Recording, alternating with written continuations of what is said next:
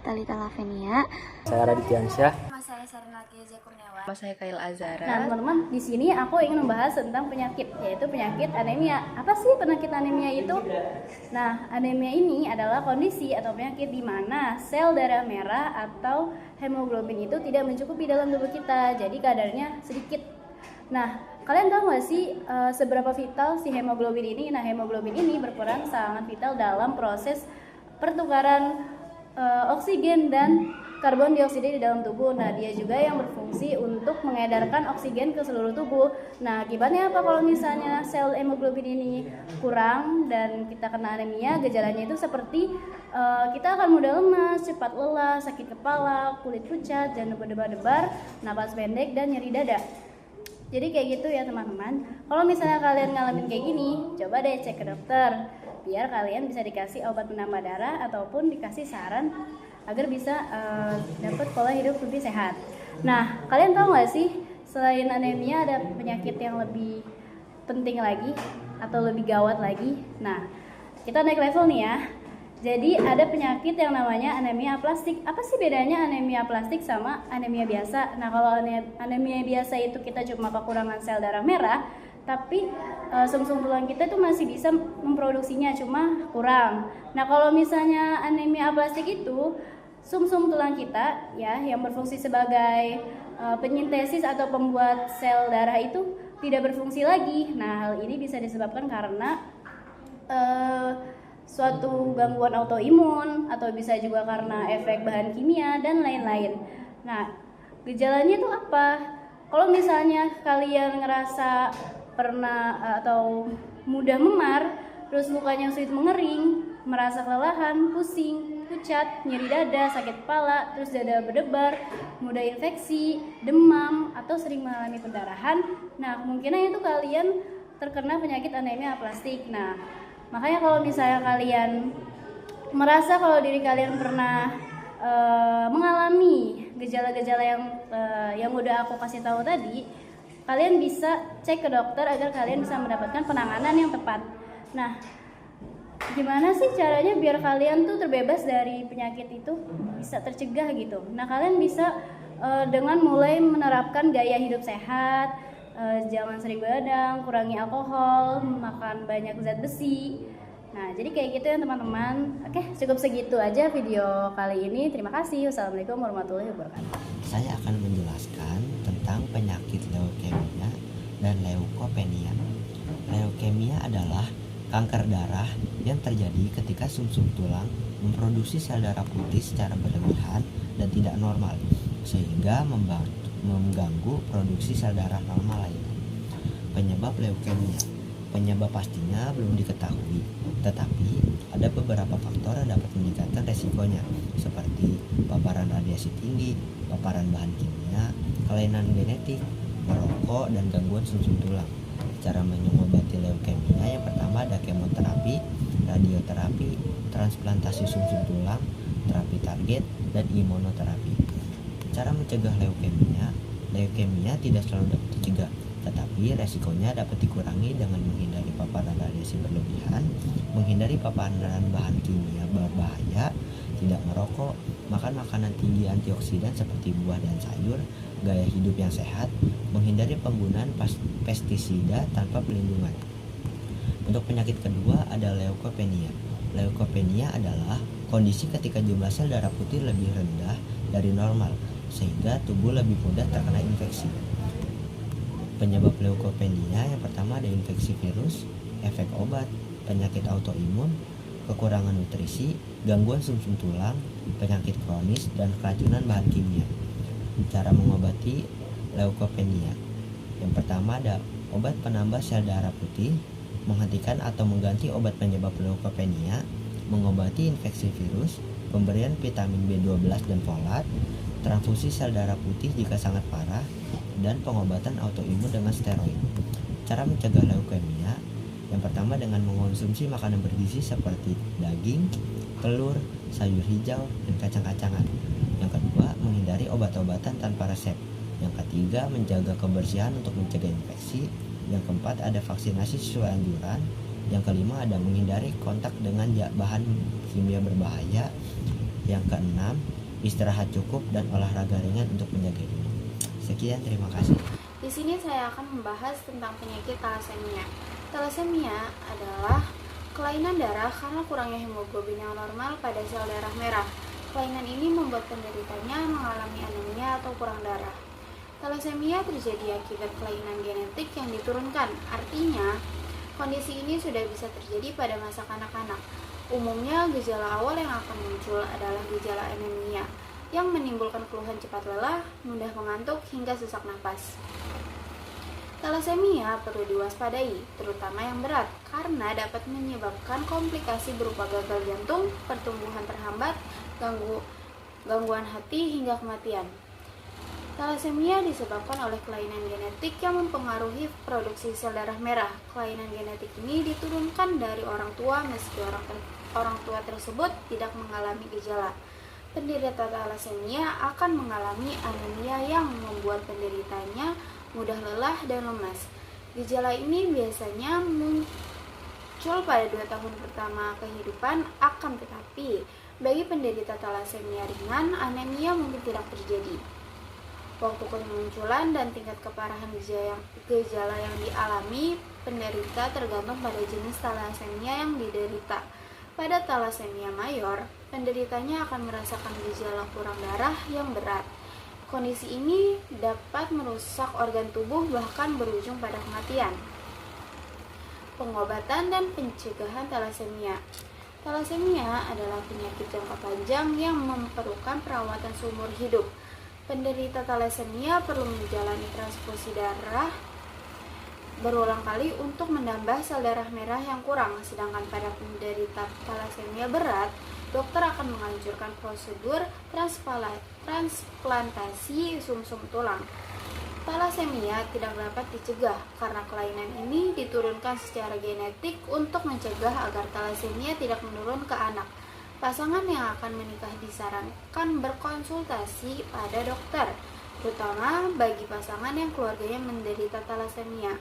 Dokter akan melakukan pemeriksaan darah guna mengetahui adanya kelainan genetik yang bisa diturunkan kepada anak setelah menikah. Pada pasangan yang membawa gen thalassemia, dokter akan menganjurkan prosedur bayi tabung untuk mencegah thalassemia menurun kepada anak. Sekian dari saya. Di sini saya akan menjelaskan tentang gangguan atau penyakit yang menyerang sel darah pada manusia.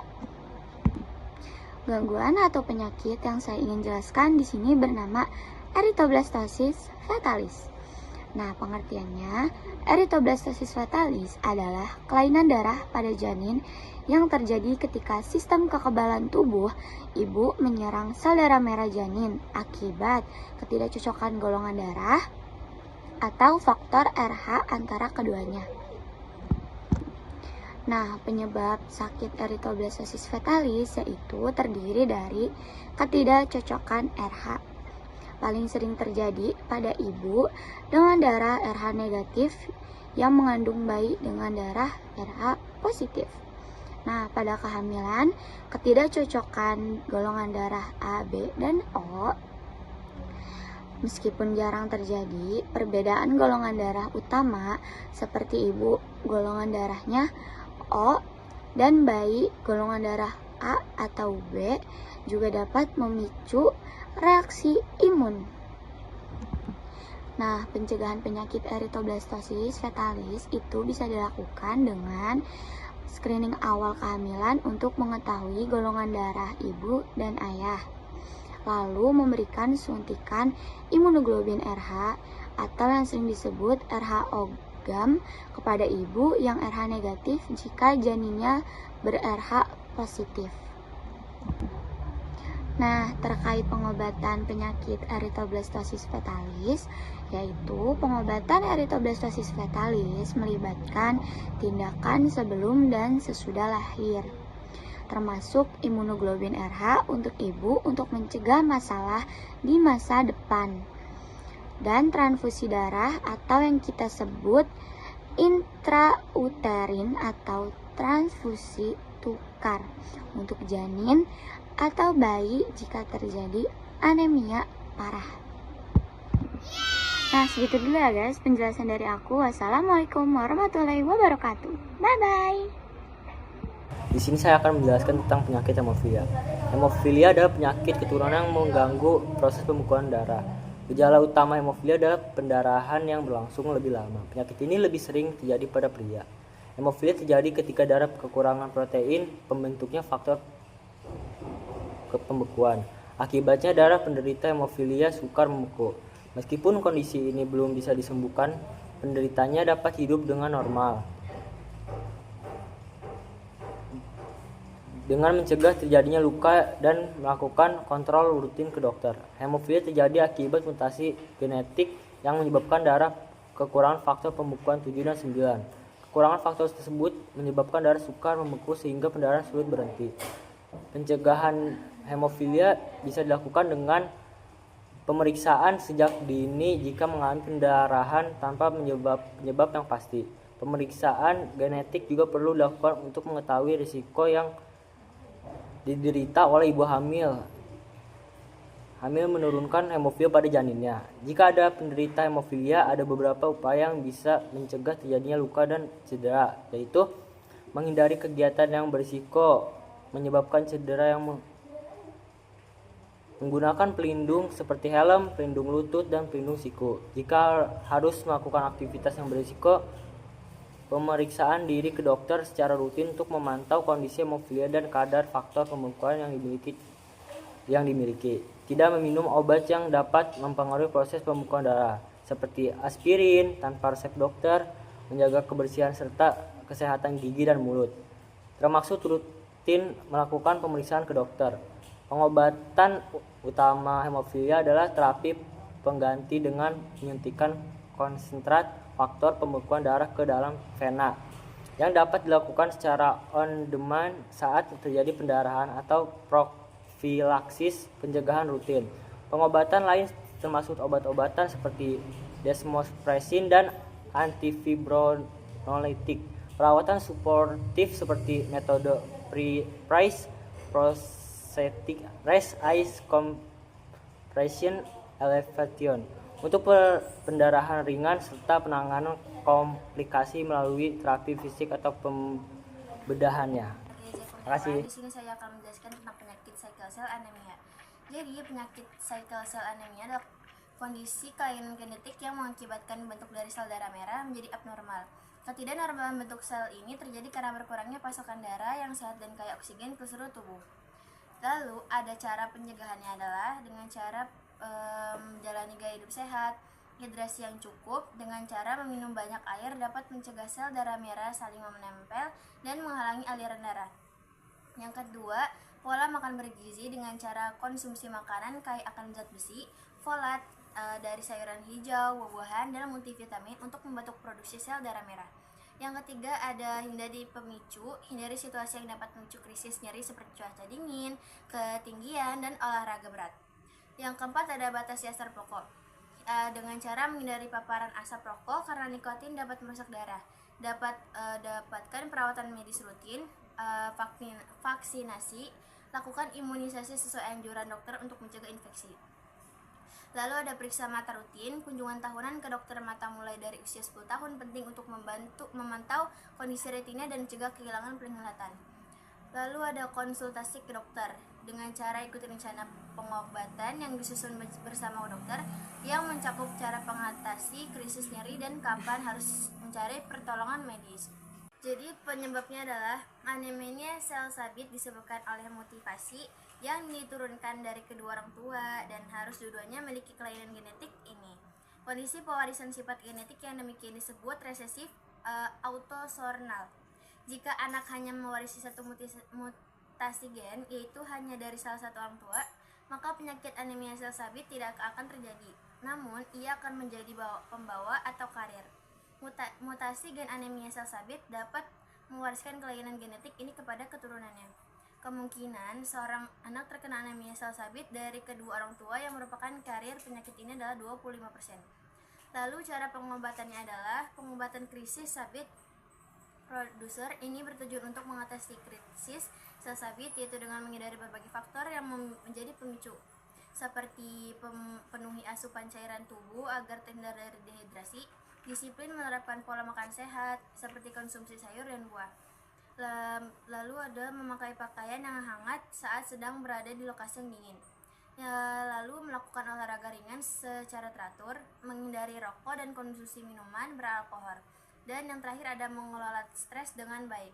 Jadi itulah penjelasan tentang penyakit sickle cell anemia. Kelas 11.1 ingin menjelaskan tentang trombofilia.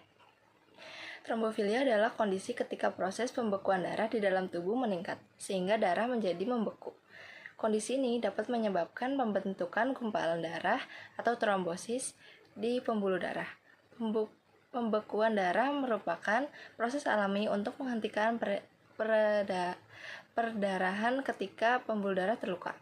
Proses ini membutuhkan keseimbangan antara proses pembekuan darah atau prokoagulan dan anti pembekuan darah atau antikoagulan. Peran antikoagulan sendiri adalah untuk mencegah pembekuan darah yang berlebihan. Pada trombofilia, proses prokoagulan dan antikoagulan tidak seimbang. Akibatnya darah mudah membeku, bahkan ketika pembuluh darah tidak terluka, pembekuan darah secara berlebihan ini dapat membentuk gumpalan darah yang menimbulkan masalah kesehatan serius seperti deep vein thrombosis. Penyebab trombofilia. Berdasarkan penyebabnya, trombofilia dapat dibagi menjadi dua, trombofilia bawaan. Trombofilia bawaan jenis ini disebabkan karena kelainan genetik yang diturunkan dari salah satu atau kedua orang tua. Beberapa kondisi yang termasuk trombofilia bawaan adalah definisi protein C, protein S, atau antitrombin 3. Protein C, protein S, dan antitrombin 3 adalah zat alami tubuh yang bersifat antikoagulan. Ketika kadar gula tersebut berkurang, maka proses pencegahan pembekuan darah akan turut terganggu. Dengan kata lain, proses pembekuan darah akan meningkat. Mutasi gen trombin 20210 faktor 2. Protrombin merupakan protein yang membantu proses pembekuan darah. Pada kondisi ini, produksi protrombin meningkat sehingga pembekuan darah terjadi secara berlebihan. Faktor V Leiden. Faktor V Leiden terjadi akibat mutasi gen tertentu yang meningkatkan proses pembekuan darah. Faktor V Leiden lebih sering terjadi dibanding protrombofilia bawaan lain. Protrombofilia akibat kesehatan. Protrombofilia dapat terjadi karena organ tubuh seperti hati, ginjal tidak bisa mengatur protein pembekuan darah sebagaimana mestinya. Beberapa kondisi kesehatan yang dapat menyebabkan trombofilia jenis ini adalah sindrom antiphospholipid, kanker, cedera, polistemia vera, COVID-19, derajat berat. Faktor resiko trombofilia dapat terjadi pada siapa saja. Akan tetapi ada beberapa faktor yang dapat meningkatkan resiko seseorang mengalami trombofilia, yaitu berusia lanjut, sedang hamil, menderita obesitas, hipertensi, diabetes, mellitus, penyakit becet, arteritis, Takayasu, vakulitis, tidak bergerak dalam waktu yang lama, misalnya karena sakit berat atau menjalani rawat inap. Merokok, mengkonsumsi pil KB, menjalani terapi pengganti hormon, memiliki keluarga yang memiliki riwayat pembekuan darah. Gejala trombofilia. Trombofilia biasanya tidak bergejala, tetapi keluhan dapat ditimbulkan ketika penderitanya telah mengalami penggumpalan darah. Gumpalan darah yang terbentuk bisa terbawa aliran darah yang menyumbat pembuluh darah, baik arteri maupun vena. Dibagi berbagai lokasi dalam tubuh. Gumpalan darah yang terjadi pada vena atau yang bisa disebut deep vein thrombosis atau DVT adalah masalah paling sering ditemui. Gejala yang Gejala yang biasanya muncul pada DVT antara lain adalah pembekuan dan nyeri di kaki. Kulit tampak kemerahan biasanya di bagian belakang kaki atau di bawah lutut. Rasa hangat di bagian kaki yang bengkak dan nyeri. Kesulitan untuk menekuk kaki ke atas. DVT dapat menyebabkan komplikasi berupa embolio paru, yaitu kondisi gumpalan yang lepas ke pembuluh arteri di paru-paru. Gejala yang ditimbulkan pada emboli paru adalah nyeri dada, batuk kering, sesak napas, sakit kepala, penurunan kesadaran, atau pingsan. Selain itu, gumpalan darah juga dapat terjadi pada organ tubuh lainnya, seperti otak dan jantung. Berdasarkan lokasi gejala yang dapat ditimbulkan lainnya antara lain adalah tungkai dengan gejala nyeri, pembengkakan, dan tungkai vertebra hangat yang ditandai dengan sakit perut, diare, seperti mual dan muntah.